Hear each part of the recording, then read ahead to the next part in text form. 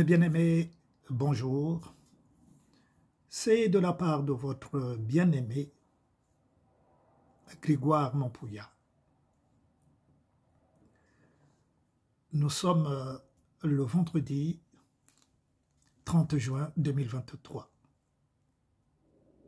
Que la grâce de notre Dieu, notre Seigneur, soit avec vous en ce jour de vendredi.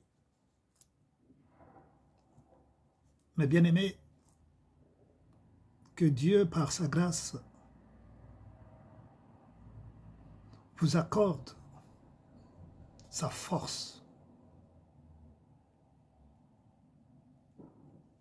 sa bienveillance.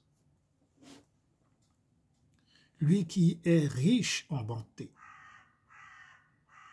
et fidèle, il s'appelle le fidèle des fidèles, le roi des rois.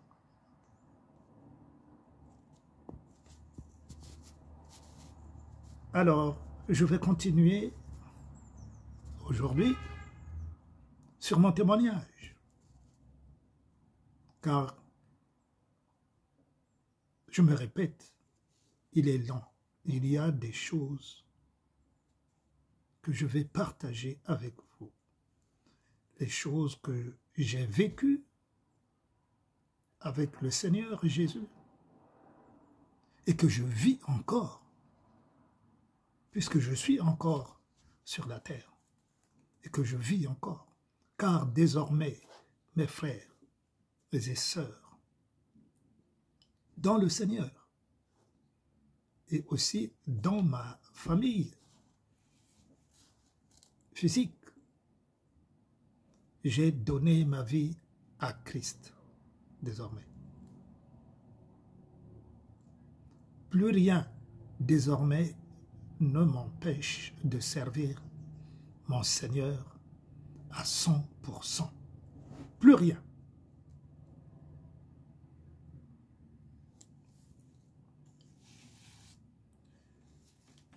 Je vais, après ma conversion, je vous ai parlé de ma conversion.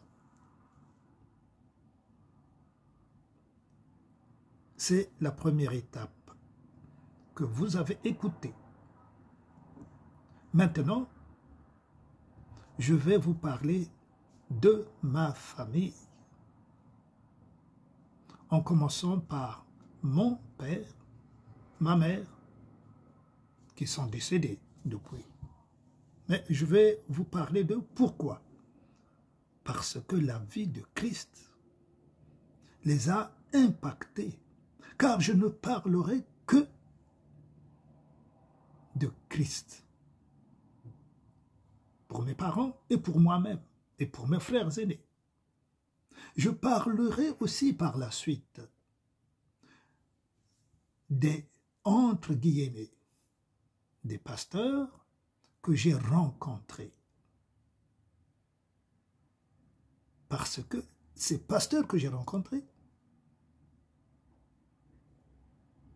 c'est par la grâce de Dieu que je les ai rencontrés. Les hommes que j'ai rencontrés, c'est par la grâce de Dieu que je les ai rencontrés. Les expériences que j'ai vécues avec eux impactent mon témoignage. Tout cela converge à ce que j'ai vécu ou je vis avec le Seigneur. C'est pour cela que je vais nommer aussi. Je vais nommer certains pasteurs que Dieu a permis que je rencontre, dans le bien ou dans le mal. Cela mérite le témoignage, pour que les enfants de Dieu, ceux qui écouteront mon témoignage, soient édifiés, qu'ils sachent à qui ils ont affaire. Pour revenir un peu en arrière, mes bien-aimés, ce que Dieu avait choisi, les prophètes, tous ceux qui ont servi Dieu dans la vérité, c'est Dieu qui s'était révélé à eux. Ce n'est pas eux qui auparavant avaient cherché Dieu. Ce dont la Bible nous parle, à partir du patriarche Abraham, les fils d'Abraham, ensuite les Noé, ensuite les Moïse, tous ceux qui sont suivis, jusqu'aux disciples, c'est Christ qui s'est révélé à eux. Aucun personnage biblique que nous lisons aujourd'hui n'avait par sa propre volonté cherché Dieu. C'est Dieu qui s'est révélé à eux. Et aujourd'hui, Dieu n'a pas changé.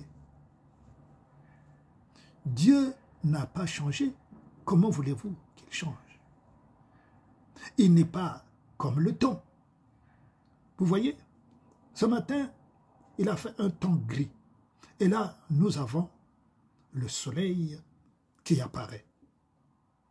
Dieu n'est pas comme le temps. Car la parole de Dieu nous dit, il est le même hier, maintenant et éternellement. C'est pour cela que je veux vous parler de ma famille, parce que ma famille, mes parents, sont concernés dans mon témoignage. On y va.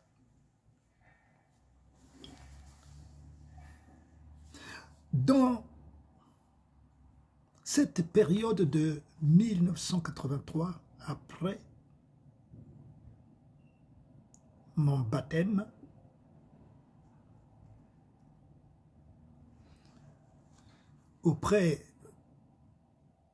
après mon baptême, oui, auprès de l'église de Maison, non, d'abord de l'église que mon frère m'avait fait découvrir au plateau de 15 ans, je n'étais pas resté aussi longtemps avec l'église du plateau de 15 ans, qui était une grande église, Mais j'étais retourné quelques semaines, quelques mois auprès des frères du quartier qui m'avaient reçu, où il y avait la jeune prophétesse dont je vous ai parlé dans le témoignage suivant. Et de là alors, le Seigneur commençait à me parler. Il me parlait. Il me parlait, il me faisait voir des choses. Alors, il y a une sœur qui, avec tout le groupe, qui m'invita. Cette sœur, je me souviens, fut la deuxième ou la troisième femme du garde de corps de Sassou en ce temps-là. On l'appelait, ce n'est pas celui qui est décédé, celui qui a failli, non, celui qui s'est présenté à l'élection présidentielle tout dernièrement. Il est décédé. Ce n'est pas Onyangé. Voilà. Mais un deuxième, il était grand. Il devait s'appeler Okinga. Okinga, quelque chose comme ça, Okinga. C'était la deuxième, c'est comme ça au pays, deuxième ou troisième copine, puisque Okinga avait sa femme légitime chez lui. Donc, des fois, elle habitait au plateau de 15 ans. Des fois, c'est chez elle qu'on allait passer des veillées de prière. Et on voyait Okinga, tard dans la nuit, arriver là, chez elle. Bref. Donc, nous allions prêcher à l'hôpital général. Nous allons prêcher les malades à l'hôpital général. C'est là, c'est ma première fois. Donc, comme tout était un commencement pour moi. voilà donc les expériences que j'avais connues à Brazzaville, après mon baptême. Mais à la maison, quand je rentrais, maman me demandait, mais où tu étais? Avant de partir d'abord, j'en parlais à maman et quand je revenais, alors, où tu étais? Et je parlais à maman. Mais je commençais à prêcher à ma mère la parole de Dieu. Car je vous l'ai dit, mes parents, ils étaient catholiques. Parce que le catholicisme en Afrique, c'est une référence. Pas seulement en Afrique. Ici en France, en Europe, partout d'ailleurs, est une référence. Les gens pensent, mes bien-aimés, que appartenir à une religion quelconque est une référence pour être sauvé, pour être heureux, je ne sais pas tout ce que nous voulons. Mais je peux me permettre de dire à ceux qui m'écoutent, puisque ce n'est pas seulement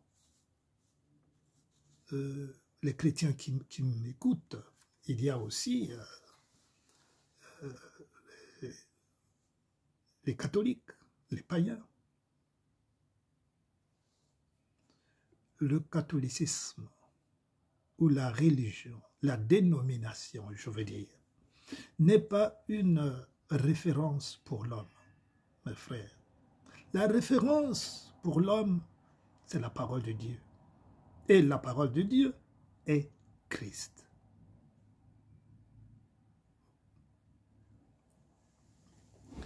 Et quand j'ai commencé à prêcher maman à la maison,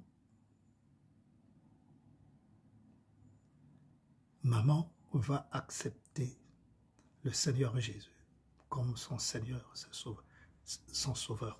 Ça se passait entre nous, maman et moi. Papa était à côté, bien qu'il écoutait, mais en retrait. Car papa ne parlait pas beaucoup. Papa ne parlait pas beaucoup. C'était plus maman. C'est pas que maman prenait la place de papa. Quand il y avait quelque chose d'important, c'est papa qui décidait. Papa, c'était le chef. Et on lui avait donné, même à la maison, nous les enfants, on avait donné à papa un surnom. C'était, je crois, Buc, quelque chose comme ça. Mais papa ne le savait pas. Ah, sinon, on aurait eu chaud. C'est autant... Oui.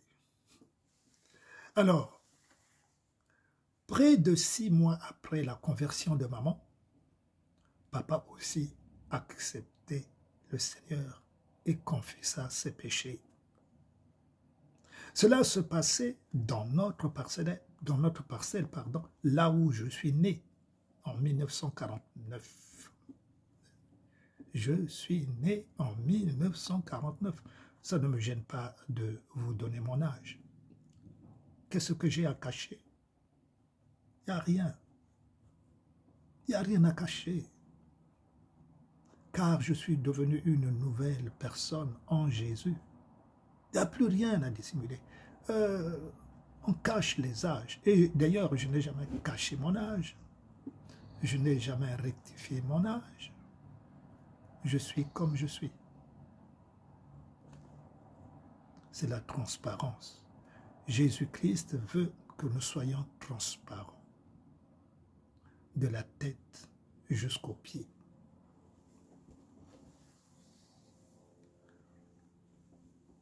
Cela se passait donc dans notre parcelle familiale. Mais lors de l'acceptation de papa à Christ, j'avais fait venir à la maison les frères qui priaient avec moi dans le quartier.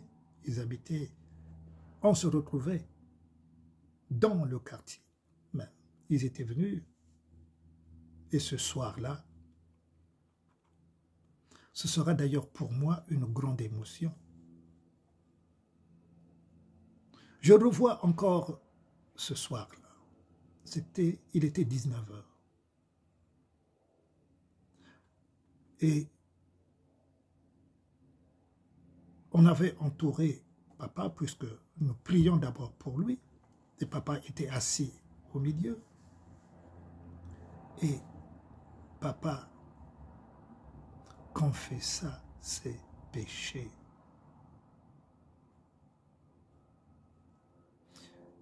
Voyons papa confesser ses péchés avec des larmes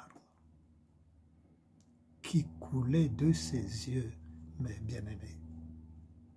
C'est pour la première fois que je voyais mon père dans cet état, pleurer, pour la première fois. Mes parents,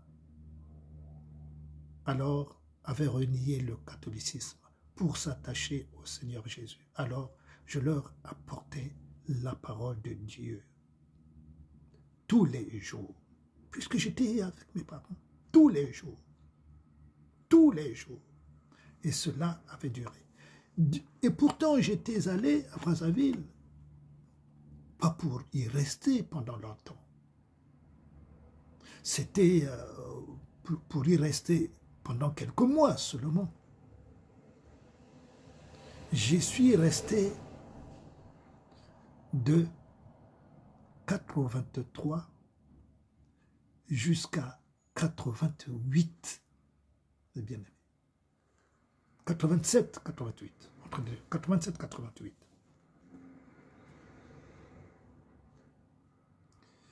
Et papa va décéder en 1987. J'étais encore là. C'est pendant le temps que j'étais encore là que papa est décédé devant moi, dans la parcelle. Papa était malade. Mais avant qu'il ne décède, le Seigneur me fit voir une vision. J'étais dans ma chambre. J'avais vu une grande croix. Grande. Si grande. Du ciel, je voyais la croix descendre sur la terre, mais sans une personne. Une croix nue, marron. Je distinguais très bien avec mes yeux spirituels. C'était une vision. La croix descendre sur la terre dans la chambre. Aucune voix. Dieu ne va pas me parler. Mais j'avais une nette... Cette conviction, elle était... Conviction, mais pour moi, il n'y avait aucun doute que c'était le décès de papa. Ah, j'étais convaincu, frères aînés. J'étais convaincu que cette croix qui est descendue sur la terre, dans la maison, c'était le décès de papa. Quelques jours après seulement, quelques jours après cela, papa va décéder. Quelques jours après. Alors, les choses se sont passées comme elles doivent se passer. Quelques jours après, c'était 3 jours après l'enterrement. 3 jours après l'enterrement. Ce que j'ai vécu lors de l'enterrement de papa, c'est pour la première fois que je vivais des choses comme ça. Et pourtant, nous avons déjà eu des enterrements, mais à la maison, c'était le premier. C'était papa. Alors, on avait enseveli papa avec un parfum. Je me souviens très bien de ce parfum-là. Je me souviens bien de l'odeur du parfum. Nous sommes allés enterrer papa à Brazzaville, dans un des quartiers de Brazzaville, quand nous sommes revenus, le soir, la veillée, elle continuait. Je ne sais pas si les autres sentaient ce parfum-là. Mais le soir, seulement le soir, à partir de 19 h, je sentais l'odeur dans laquelle on avait enseveli papa m'envahir. L'odeur. Je me suis dit, mais c'est l'odeur du parfum qui a servi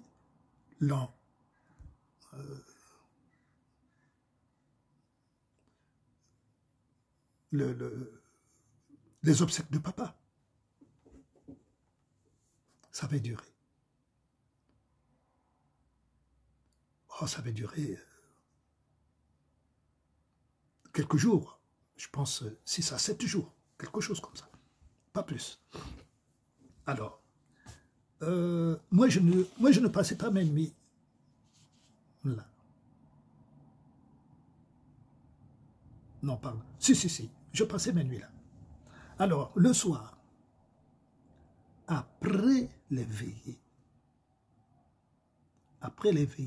puisque les veillées ne durent pas une semaine, hein, c'était après l'enterrement, il fallait attendre le samedi prochain et puis c'était terminé. Mais donc, dans la semaine qui suivait, donc tous les soirs, j'apportais, comme d'habitude, la parole à maman. Nous deux. Je rentrais dans sa maison, là où elle était logée avec son mari, donc papa. Je priais pour maman ensuite. Et après, moi, j'allais dans ma chambre, j'allais me coucher. Mais ce soir-là, il devait être 20 h. J'étais en train de prier. J'entends la voix de mon père me dire exactement ceci. Je suis content pour toi, Grégoire. Il faut continuer à prier comme cela. Vous entendez?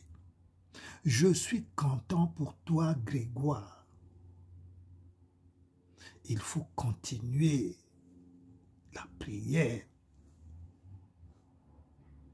C'était clair dans mes oreilles. Et après, c'était terminé. C'était la dernière fois. Et après, il y avait, je ne sentais plus le parfum. Et d'ailleurs, après que les jours de veillée soient terminés, je ne sentais plus l'odeur du parfum. Et c'était la première et la dernière parole que j'entendrais de papa. C'était terminé.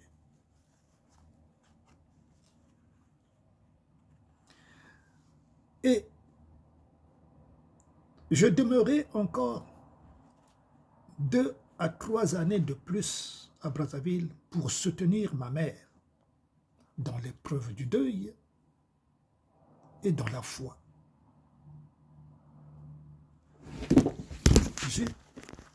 Et dans la foi. J'étais convaincu, mes bien-aimés, j'étais convaincu que c'était la volonté de Dieu que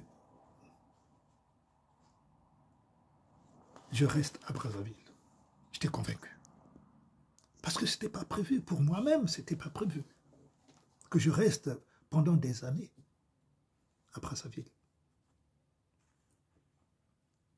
Quelques années plus tard, après mon retour en France, le Seigneur me dira ceci. Concernant mon père, que papa, ton père est sauvé. Le Seigneur va me dire, ton père est sauvé. Ce fut dans les années 2000. J'étais donc déjà revenu en France.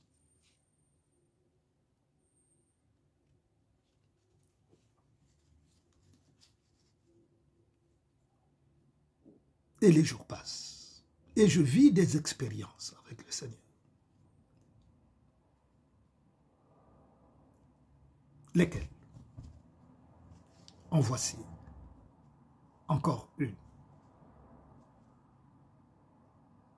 Pendant ce temps, maman est restée à Brazzaville.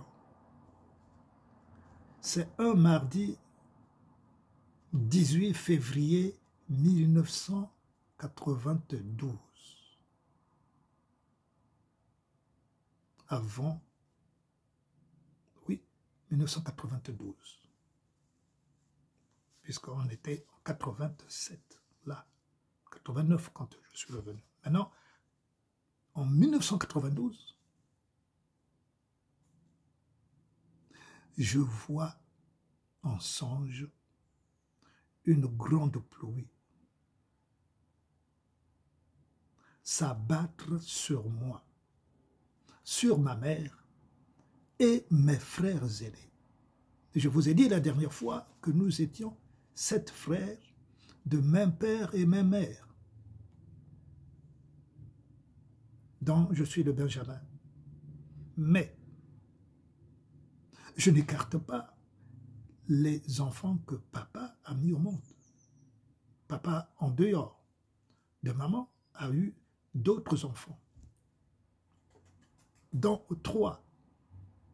Il y a un dernier, après moi, mais d'une autre mère. Et 3, 2 femmes et un homme. Les 2 femmes sont décédées, elles étaient plus âgées que moi. Et un homme qui était le plus âgé de tous nos frères. Donc, en tout, 3, 4, plus 7, 11. De même père, nous étions 11. Mais de même père et même mère, 7. Donc, cette pluie qui s'abat sur nous, parmi eux, il y a notre frère aîné qui s'appelait Antoine Kihindou. Fut emporté en premier par l'inondation de cette pluie que je vois dans le songe. Il est décédé, lui, ce frère, en 98, quelques jours avant maman. Quelques jours seulement avant maman. 1 mois, je crois. Quelques jours avant maman. Et il était dans le songe de cette inondation-là.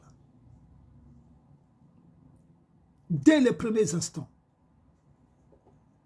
emporté par la pluie qui sema la terreur dans cette vision. Pendant que la pluie ne cesse de tomber, toutes les maisons de mon quartier de Brazzaville sont inondées dans le songe, je dis. Nous flottons avec ma mère et mon frère aîné Gilbert Mayela. Lui aussi, il fut emporté par la suite. Lui, mon frère aîné, il est décédé en 2001, je crois. Je crois qu'il est décédé en 2001. Mon frère aîné Gilbert. Nous habitions ici. Mais fut emporté, lui aussi. Quand tout à coup, nous nous retrouvons tous les 3, maman, lui le frère Gilbert et moi, sur un arbre, s'accrochant, l'arbre qui était... parce que l'inondation avait formé comme un fleuve et l'arbre se trouvait dans le fleuve, provoqué par la pluie. C'était devenu un fleuve et personne ne pouvait résister. Soudain, alors que nous sommes accrochés sur cet arbre, nous tous les 3, dans le songe, l'arbre s'écroule. et la pluie emporte ma mère. Et mon frère aîné, Gilbert Mayela, et moi, tous les trois. Je me retrouve sur le bord accroché, pendant que ma mère et mon frère, ce frère, il était en 4e position dans la hiérarchie, après le premier.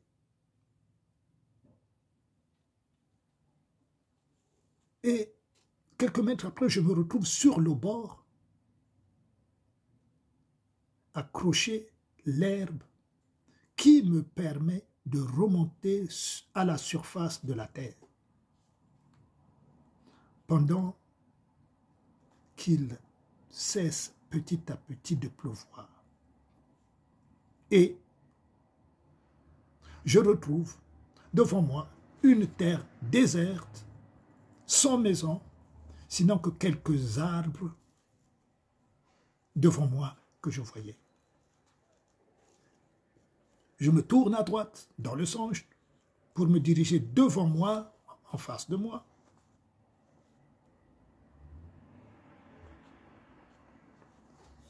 Ce songe-là, mes bien-aimés, je fus interpellé. Et le Seigneur va me faire comprendre ce qui va arriver. C'était ce qui devait arriver dans ma famille. Sur ma mère, sur mes frères aînés. Dieu est Dieu. Ce n'est pas pour rien que Dieu vous appelle. Dieu, il vous appelle, il vous choisit pour, en premier lieu, je vous ai déjà dit dans un de mes enseignements, lorsque Dieu appelle quelqu'un, c'est pour d'abord, en premier lieu, il y a des priorités pour Dieu. C'est d'abord pour toi-même d'abord. D'abord toi-même, toi qui l'appelles. Il t'appelle, il t'instruit, pour ensuite ta famille, tes parents, tes frères, ainsi de suite. Et les autres, ceux du dehors. Dieu est un Dieu d'ordre. Il ne peut pas t'appeler Dieu à le servir s'il n'a pas de priorité. Et nous lisons dans la parole de Dieu que Dieu a appelé ses serviteurs d'abord pour son peuple. Son peuple. Et ensuite les nations.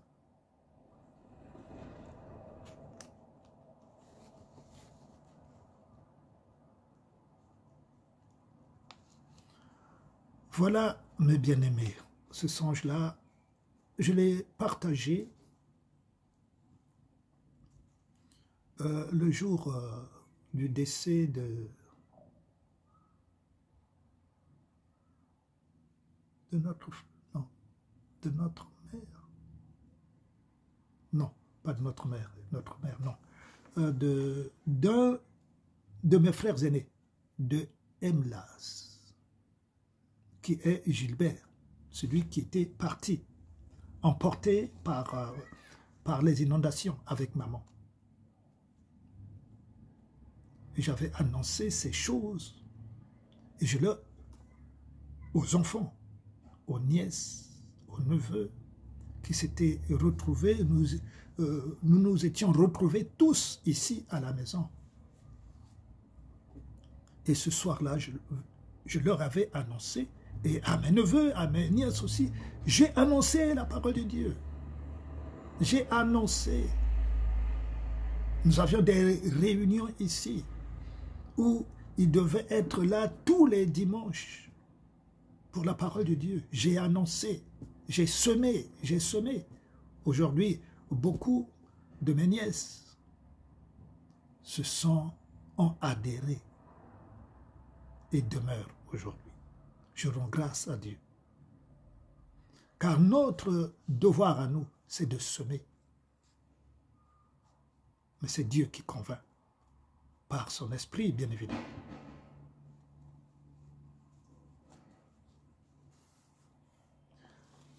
Alors, mes bien-aimés, comme je vous ai dit, ce songe m'avait interpellé, j'avais compris. Alors je priais sans cesse pour ma mère. Donc dès que j'avais eu ce songe, je priais sans cesse pour mes frères, pour ma famille. Je jeûnais sans cesse. Je criais à Dieu sans cesse. Matin, midi, soir. Je jeûnais toutes les semaines. Et je vous l'ai dit dans mon premier témoignage la semaine dernière. Je jeûnais 3 fois par semaine. 3 fois par semaine. Et quand je jeûne, je ne rigole pas. C'est comme ça que j'ai appris à jeûner.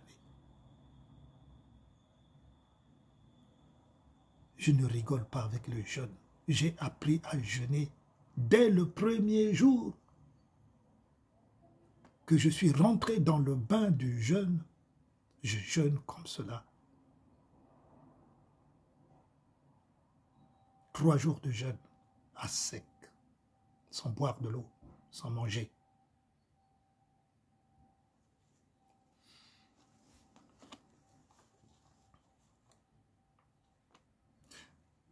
Je n'étais pas parti pour le décès de ma mère à Brazzaville.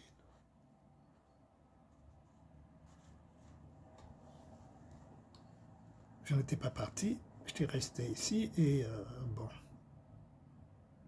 je suivais donc tout ce qui s'était passé, tout ce qui se passait à Brazzaville à travers le téléphone. Mais avant que ma mère ne décède, donc, quelques mois avant, le Seigneur va me parler concernant maman. Il va me dire ceci. Grégoire, dis à maman de confesser le sang de Jésus et elle sera sauvée. Le lendemain matin, je téléphonais à mon frère aîné. Il vient, lui, en 5e position. Il avait pris la charge de notre maman après mon retour en France. Notre maman était chez lui. Et il s'occupait très bien de notre mère, en plus. Dieu merci. Alors je lui donna donc les instructions du Seigneur Jésus. Tu dois dire à maman de prier dans son sens. Prier seulement le sang de Jésus. Donc, maman confessait le sang de Jésus tous les jours. Tous les jours.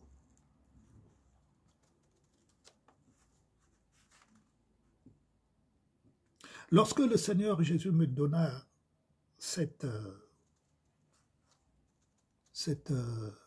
instruction, c'était le 19 novembre 1996.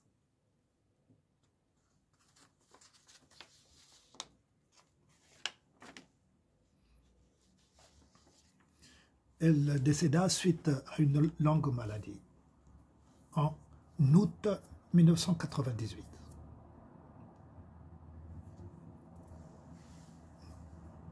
Mais tous les jours, pendant les jours de veillée, puisque c'est comme ça que ça se passe, en Afrique, notamment chez nous, Congo-Brazzaville, quand il y a un décès, on passait tout le temps ensemble, les amis, la famille se réunit, vous mangez là, vous dormez là, pour pleurer, tout simplement.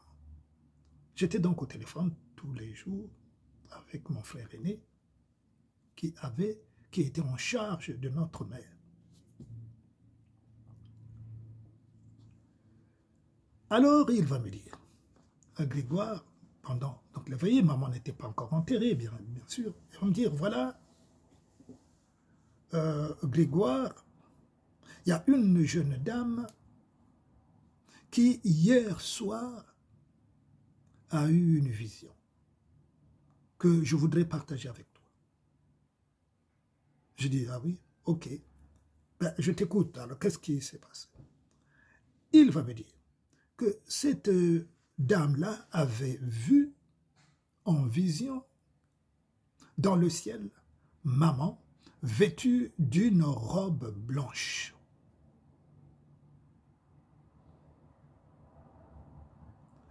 Alors je répondis à mon frère aîné ceci. Aîné, cette vision n'est que la confirmation de la promesse de Dieu. Puisque Dieu m'avait donné l'instruction sur maman en disant, dis à maman de confesser le sang de Jésus et elle sera sauvée. Chose que maman avait appliquée. Et à partir du moment où elle avait déjà accepté le Seigneur avant, pendant que j'y étais, j'ai dit au frère aîné, rendons gloire à Dieu. Dieu a tenu à sa promesse. Voilà, mes bien-aimés, concernant mes parents.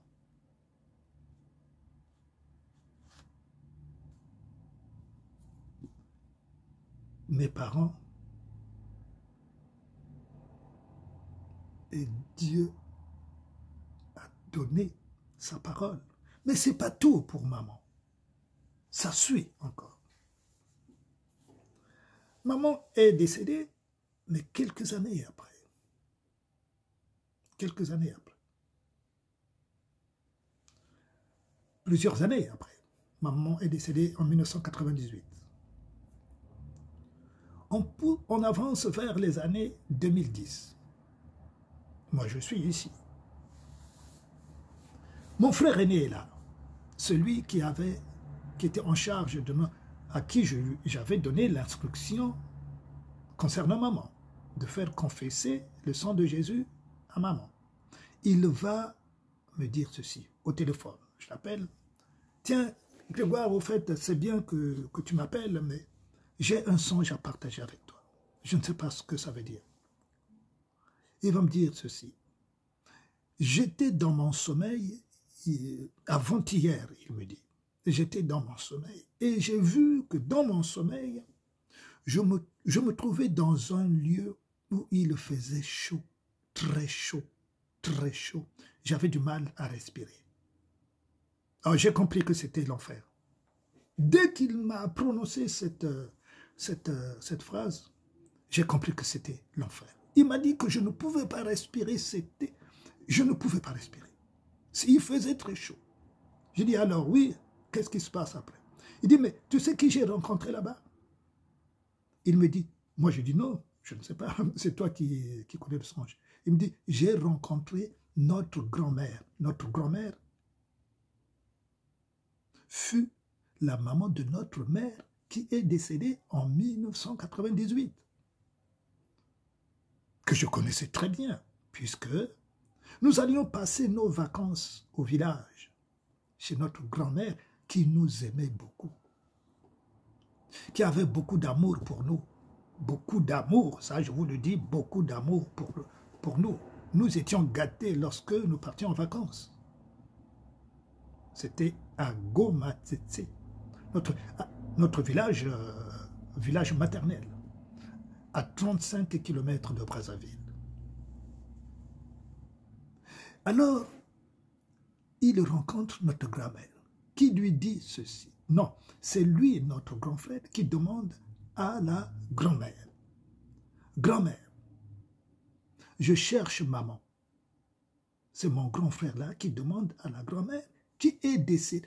Là, cette grand-mère, elle est décédée dans les années 70 à Gomatete. C'est là qu'elle vivait. Elle est décédée en 1970. 70 ou 71, non, 70. 70. Elle va dire, je cherche, non, il va dire, mon grand frère va lui dire, grand-mère, je cherche maman. La grand-mère va répondre à mon grand frère ceci. Maman n'est pas ici, dans ce lieu. Maman se trouve auprès du Seigneur. Mais bien aimé, c'est l'aîné qui me raconte ces choses-là au téléphone. C'est le songe qu'il a fait. Il dit, maman se trouve auprès du Seigneur, elle n'est pas ici. J'avais compris encore là, tout de suite, pendant qu'il parlait, que ce n'était encore là que la confirmation de la promesse du Seigneur pour notre mère, que maman serait sauvée. Mais là, c'est la personne qui est décédée depuis longtemps. Dans ce songe, qui dit à son petit-fils, maman n'est pas ici. Elle se trouve auprès du Seigneur. Mais quand elle finit cette phrase, elle continue. La grand-mère de parler à mon frère aîné dans le songe. Regarde, il dit à mon grand frère, regarde.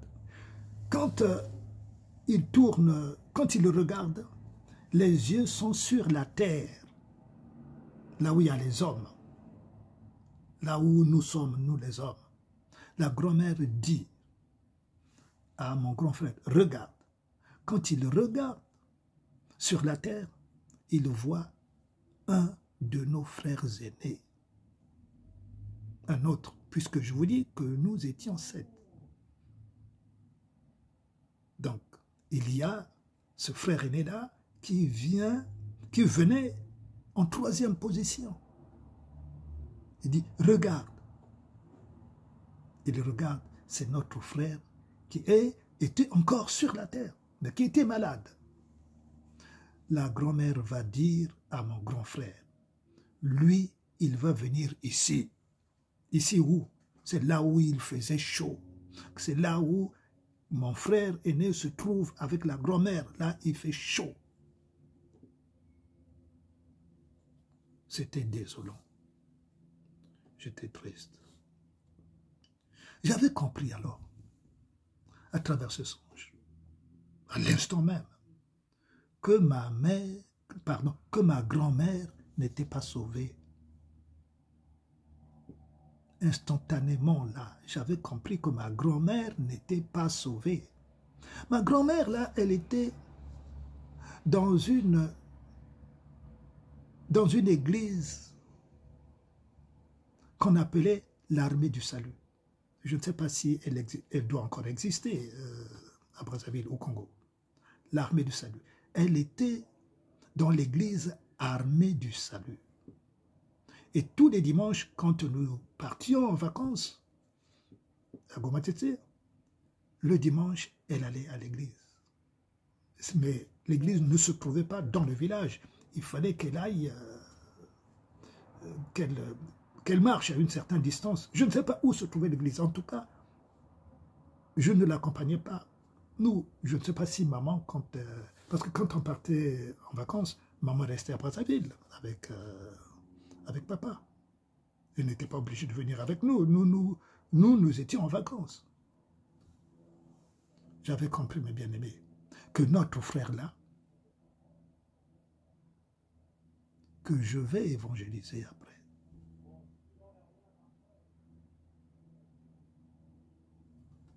va se retrouver en enfer. Et pourtant, dans l'un de mes déplacements, ou lors de, ça devait être Non, ça c'est quand je suis allé en 2014. Ah oui, il est décédé. Mon frère aîné est décédé vers 2015. Oui, je vois maintenant. Parce que je suis allé à Brazzaville en 2013 ou 2014. Je l'ai laissé à Brazzaville. Il était en bonne santé, bien évidemment. Mais c'est après. Il est décédé aux environs de 2015. Voilà. Parce que je cherchais, je n'avais pas effectivement écrit sa date de décès. Mais quand il est décédé, mes bien-aimés, le frère, le Seigneur, quand ce frère-là, celui que la grand-mère avait dit, lui, il va venir ici. Quand il est décédé, quelques jours après, plusieurs jours après, le Seigneur me dira ceci. Lui,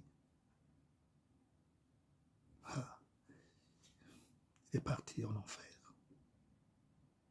Et le Seigneur va me donner, va me dire de quelle maladie il est mort. De quelle maladie? Il m'a dit de quelle maladie. Et le Seigneur m'a dit à cause des femmes. Il aimait les femmes.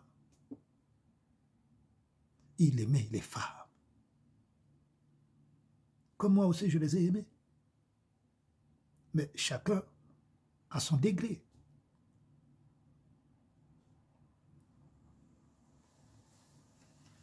Voilà ma famille qui s'est décimée.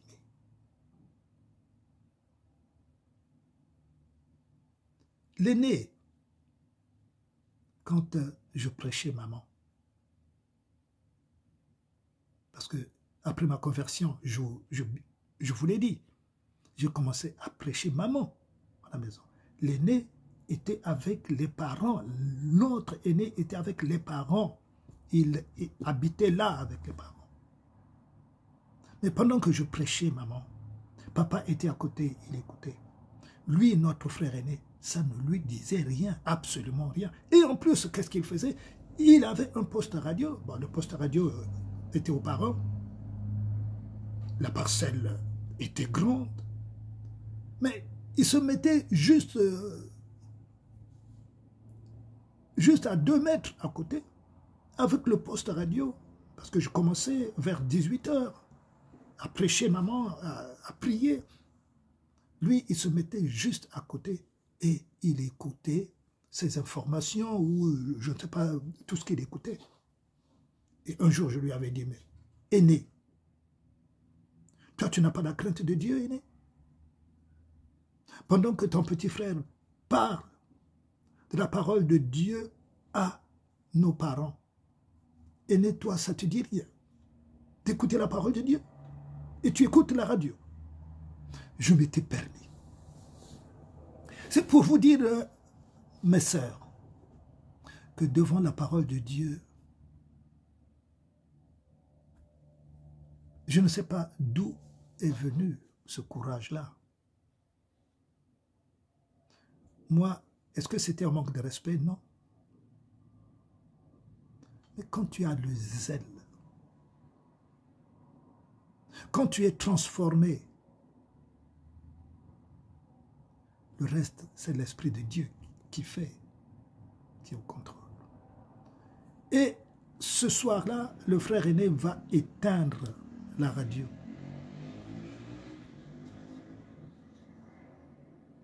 Nous devons être zélés pour Dieu.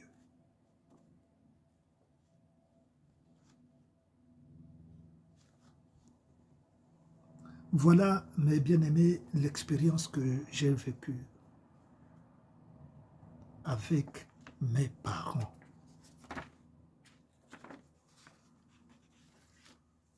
C'est très important que nous sachions que Dieu existe et qu'il est bon et qu'il nous aime. Son amour pour nous, mes bien-aimés, n'a pas changé. Mais il attend. D'abord, il nous convainc du péché et il attend que nous nous convertissons. que nous nous repentons et que nous nous convertissons.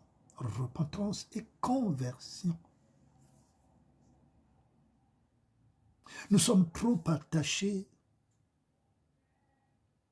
aux choses de ce monde, aux richesses de ce monde, à la gloire de ce monde. Nous sommes trop attachés à la gloire. Nous voulons que les gens parlent de nous. Ça, c'est l'homme. Beaucoup de serviteurs aussi sont comme ça, qu'on parle d'eux. Il a beaucoup d'argent. Ah, vous voyez comme il est riche. Non, pas riche. Eux, ils disent, ils veulent qu'on leur traite de béni de Dieu. Ah, vous voyez comme il est béni. Mais il y a des païens aussi qui sont bénis. Même si beaucoup de païens tirent leur bénédiction de Satan. Mais beaucoup de pasteurs qui se disent de Dieu aussi tirent leur bénédiction de Satan. Et comme ils sont de Dieu pour eux, donc les païens ou l'Église, et effectivement, dira, ah, Dieu les a bénis. Pour eux, tu es serviteur de Dieu, tu n'as pas d'argent, tu n'es pas béni. Ils le disent dans les églises. Pour eux, tu es serviteur de Dieu, si tu n'as pas une grande église, tu n'es pas béni. Et ils le disent eux-mêmes, qu'ils sont devenus des conseillers spirituels pour les autres pasteurs qui ne remplissent pas leurs églises. Oh, mais viens frère, je vais te montrer la formule, comment faire pour que ton église soit remplie, pour que tu aies du succès. L'affaire de Dieu, c'est devenu une affaire de succès. Avoir le succès. Bien-aimé, Dieu ne nous appelle pas pour le succès. Dieu ne nous appelle pas pour les choses de ce monde, pour les richesses de ce monde. Dieu nous appelle pour autre chose. Que vous allez comprendre encore.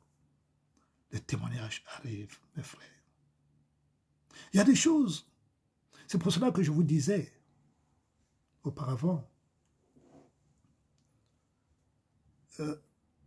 qu'il y a des choses que je ne sais pas si je vous les raconterai.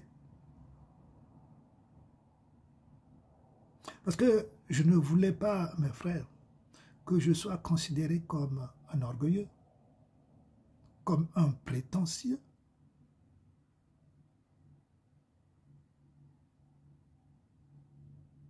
Et c'est ce que je répète. Un serviteur de Dieu doit être apprécié et considéré par ceux qui l'écoutent ou qui le suivent à travers ses œuvres. À travers ses œuvres. Quelles sont les œuvres d'un homme de Dieu conséquent? C'est quand tu parles, ce que tu parles soit accompli. La prophétie que tu donnes soit accomplie. C'est ça l'homme de Dieu.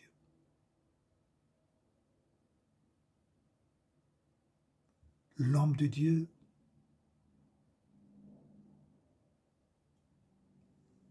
bien-aimé, dans les prochains jours, je vous donnerai la définition que Dieu m'a faite d'un serviteur de Dieu.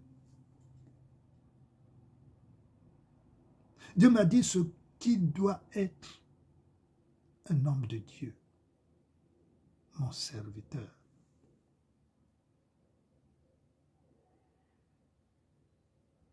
Vous savez, il y a des choses que Dieu m'a dites. Le Seigneur Jésus m'a... Vous savez, quand le Seigneur me visite, pas tout le temps, bien sûr, quand il me visite, je dis bien pas tout le temps,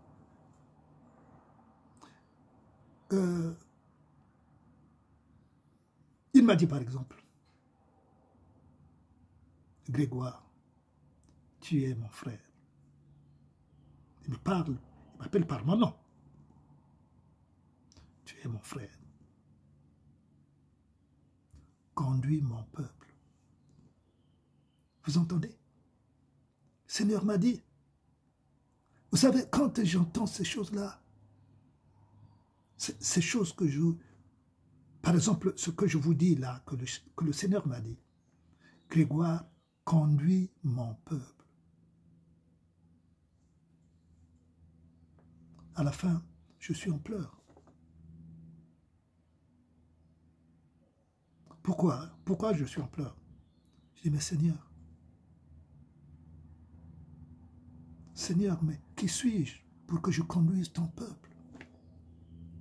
Qui suis-je, Seigneur, pour que je conduise ton peuple?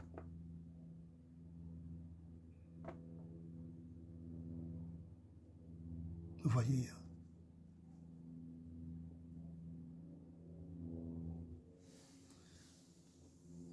mes frères,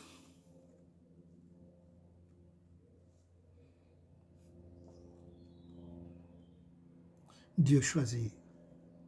C'est Dieu qui choisit. C'est Dieu qui choisit. Dieu choisit qui il veut et il sait qui il veut. Et lorsqu'il le choisit, il vous revêt.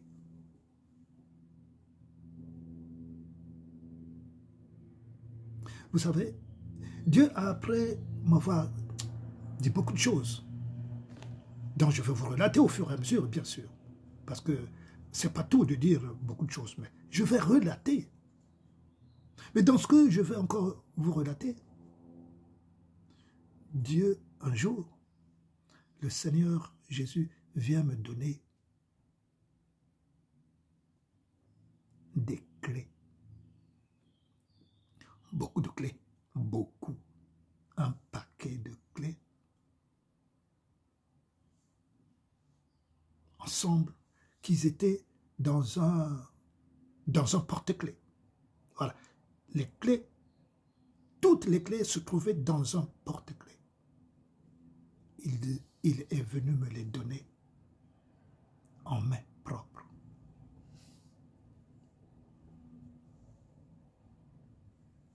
En main propre, il me les a donnés en main propre et j'ai pris dans la main droite.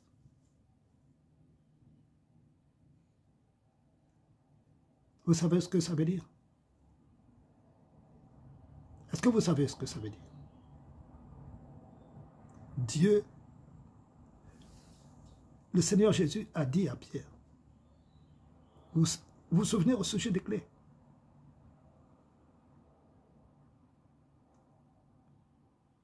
Je te donne les clés. Ce que tu fermeras au ciel sera fermé sur la terre.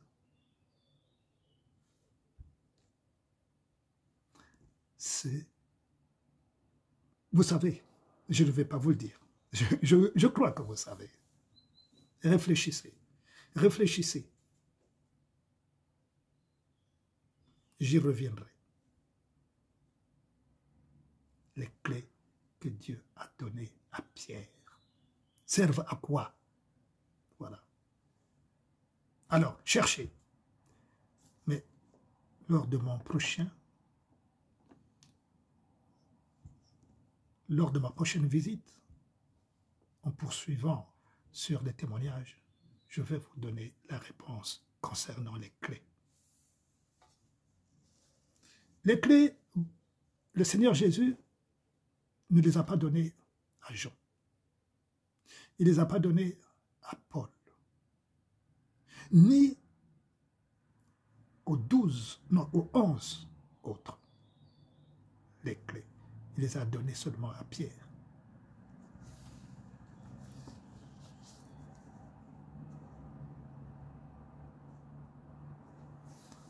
Je vous embrasse, mes frères. Ça fait depuis 1 heure maintenant. Je vous embrasse et je vous aime très fort. Qu'à travers ce témoignage, mes frères, mes sœurs, chère famille en Christ Jésus, que vous réfléchissez,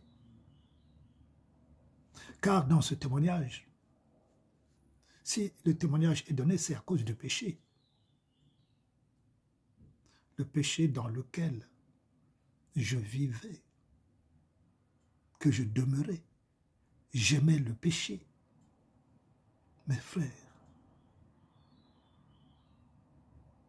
aujourd'hui, je suis devenu un fou de Jésus. Il y a un qui m'a traité, ce fou-là, mais c'est qui? C'est Grégoire Montbrouillard. Je suis devenu un fou de Jésus. Et je le suis. Je n'ai pas peur.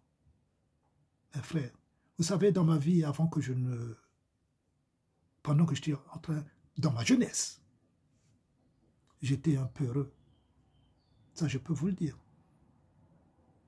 Je sais d'où je viens. Et Dieu le sait. J'étais un peu heureux. Comme chez nous, au Congo, pour la plupart, on n'était pas riches, mais en tout cas, on était heureux. Notre papa travaillait au garage administratif de Brazzaville. Notre maman faisait du commerce à la maison. On était heureux. On ne souffrait pas de faim.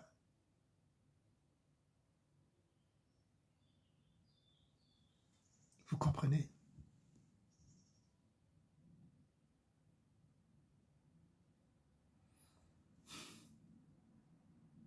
À bientôt. Je vous laisse quelque temps d'écouter, de réécouter. C'est pour cela que je viens de vous dire, c'est le péché. Le péché est un poison mortel pour l'homme, mais mortel spirituellement. Le péché, bien-aimé, est un péché mortel pour l'homme spirituellement. Après, qui devient physique. Après, nous mourons physiquement. C'est pour cela, j'attire votre attention. Vous qui vous plaisez encore aux choses du monde.